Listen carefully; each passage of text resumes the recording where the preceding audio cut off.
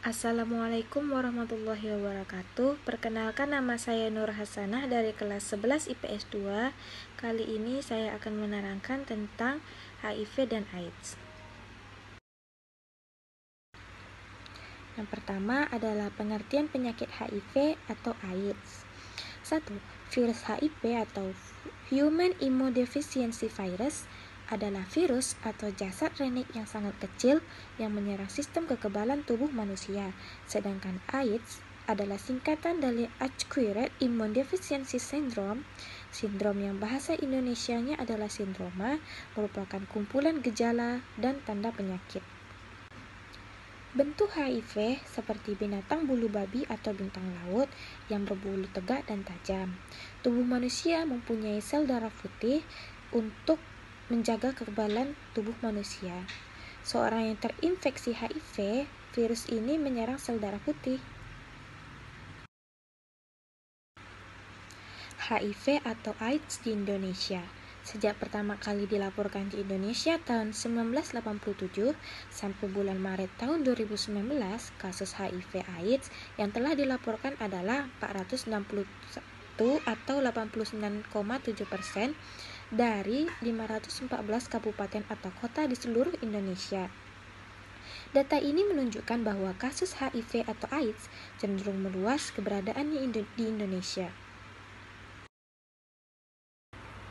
Setelah mengenal pengertiannya, sekarang kita juga harus tahu asal-usul HIV dan AIDS.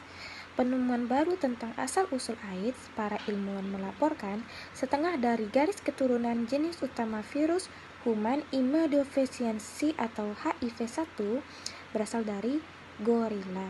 Manusia mungkin melakukan perburuan hewan liar sebelum akhirnya terinfeksi virus gorila Cameron tersebut.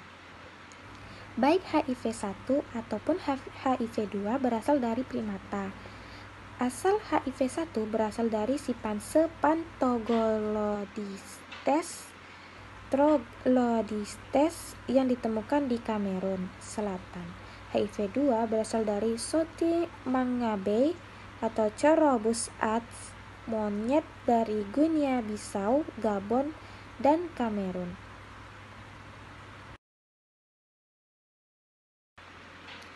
Selanjutnya adalah tahapan-tahapan dari HIV menjadi AIDS. Ada 4 tahapan infeksi sehingga HIV berkembang menjadi AIDS. Yang satu, tahap pertama, periode jendela. Dalam tahap pertama, HIV masuk ke tubuh dan akhirnya membentuk antibodi dalam darah. Yang kedua, pada tahap kedua, virus sudah mulai berkembang di dalam tubuh. Tahap ketiga, penderita dipastikan positif HIV dengan sistem kekebalan tubuh yang semakin menurun. Yang keempat, AIDS ini adalah tahap terakhir di mana seseorang positif terhadap AIDS.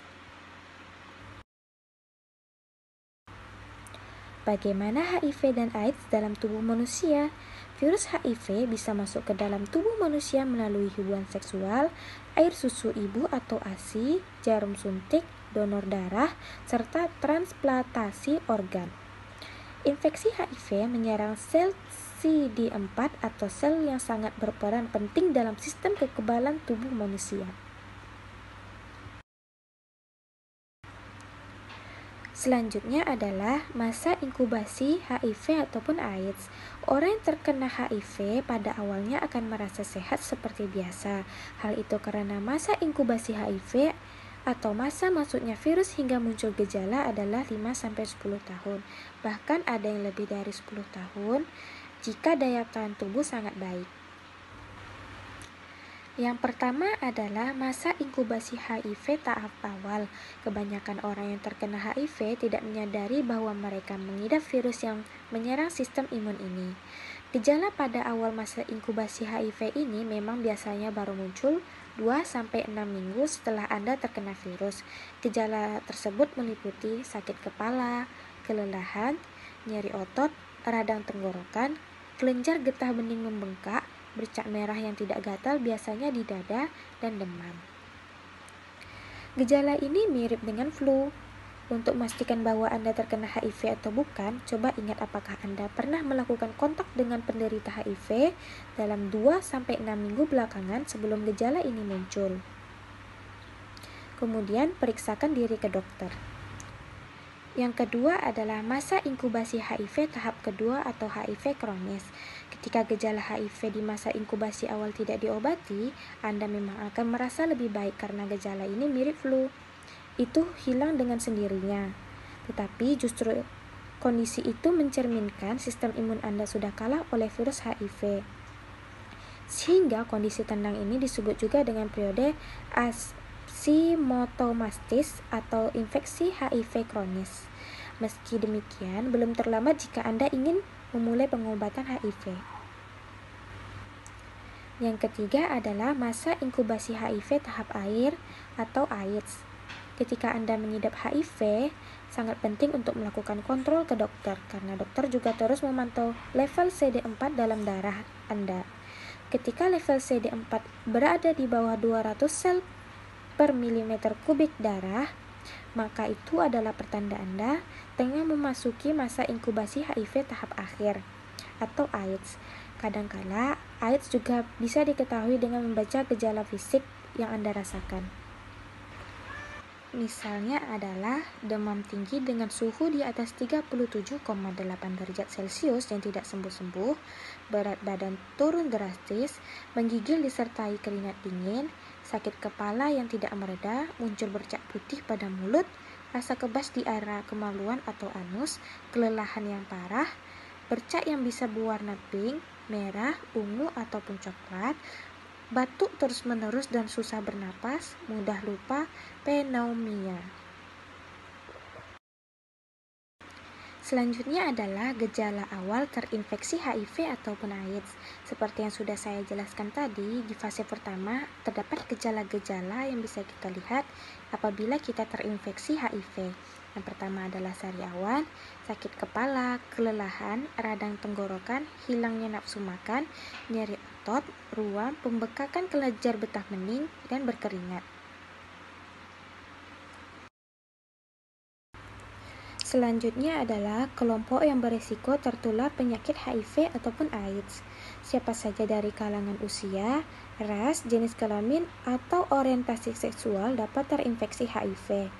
Namun berikut ini merupakan kelompok orang yang berisiko tinggi terkenanya HIV.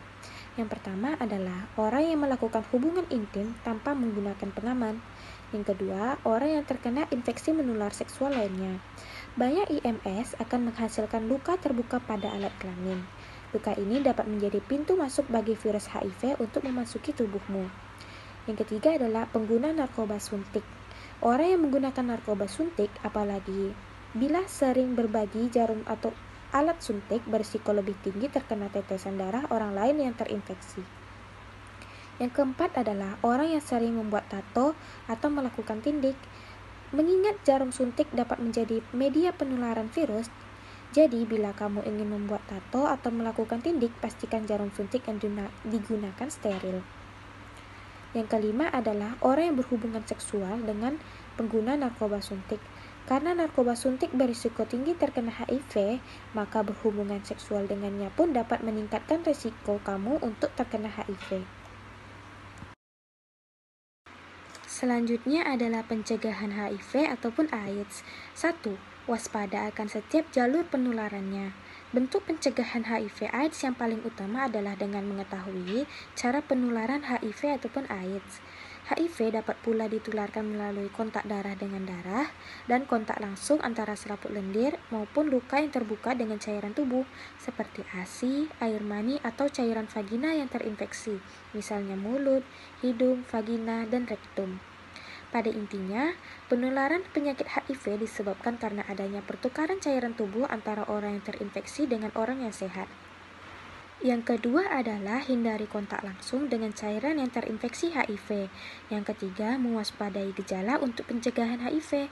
Upaya pencegahan HIV/AIDS selanjutnya yang bisa dilakukan adalah dengan mengenali gejala HIV atau tanda penyakit yang muncul. Karena sering ditulis sebagai suatu kesatuan seperti HIV atau AIDS, banyak orang yang menganggap keduanya sama, padahal HIV dan AIDS adalah kondisi yang berbeda.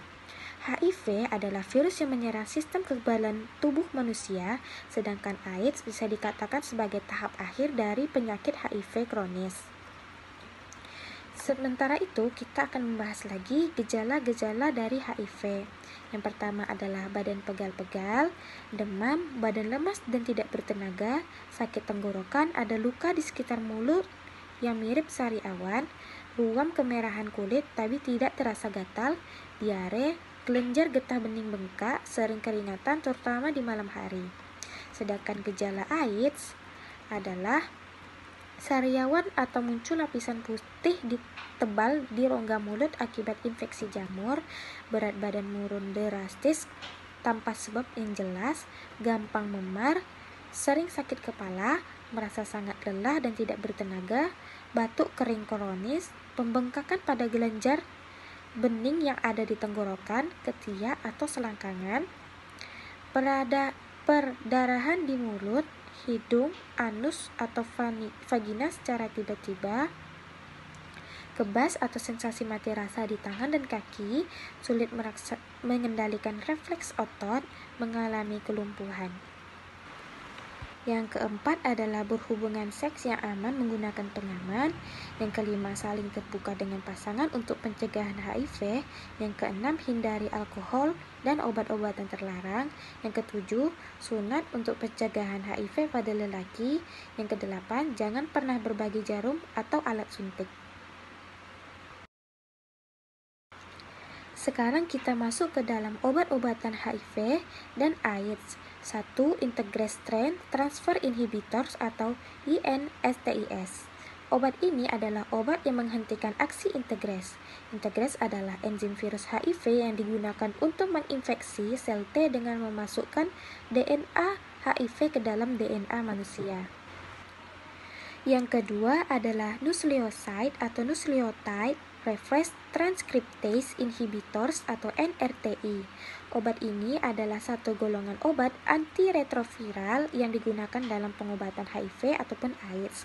Obat antiretroviral ini bertugas mengganggu kemampuan virus untuk memperbanyak diri di dalam tubuh. Cara kerja obat NRTI yaitu dengan mencegah enzim reverse transcriptase, virus menyalin RNA menjadi DNA. Tanpa adanya DNA, HIV dan AIDS tidak dapat memperbanyak diri. Yang ketiga adalah cytochrome P4503A atau CYP3A inhibitors. CYP3A adalah enzim dalam organ hati yang membantu beberapa fungsi tubuh. Enzim ini dapat memecah atau obat-obatan yang masuk ke dalam tubuh. Cara pengobatan dengan CYP3A yakni meningkatkan fungsi kadar obat HIV serta obat non-HIV lainnya yang masuk ke dalam tubuh. Alhasil, efek pengobatan pun lebih manjur untuk mengoptimalkan kondisi kesehatan pasien. Yang keempat adalah protease inhibitor atau PI. Protease inhibitor adalah satu obat HIV dan AIDS yang bekerja dengan cara mengikat enzim protease. Untuk bisa menyalin virus di dalam tubuh, HIV membutuhkan enzim protease. Jadi ketika protease diikat oleh obat protease inhibitor, HIV tidak akan bisa membuat salinan virus baru. Hal ini berguna untuk mengurangi jumlah virus HIV yang bisa menginfeksi lebih banyak sel sehat. Yang kelima adalah entry inhibitor. Pengobatan menggunakan entry inhibitor bekerja dengan cara menghalangi virus HIV dan AIDS memasuki sel T yang sehat. Namun, obat ini jarang digunakan sebagai pengobatan pertama untuk HIV. Demikianlah hasil PPT yang dapat saya bacakan dan saya sampaikan. Lebih dan kurangnya saya mohon maaf. Wabillahi taufik wal hidayah. Assalamualaikum warahmatullahi wabarakatuh.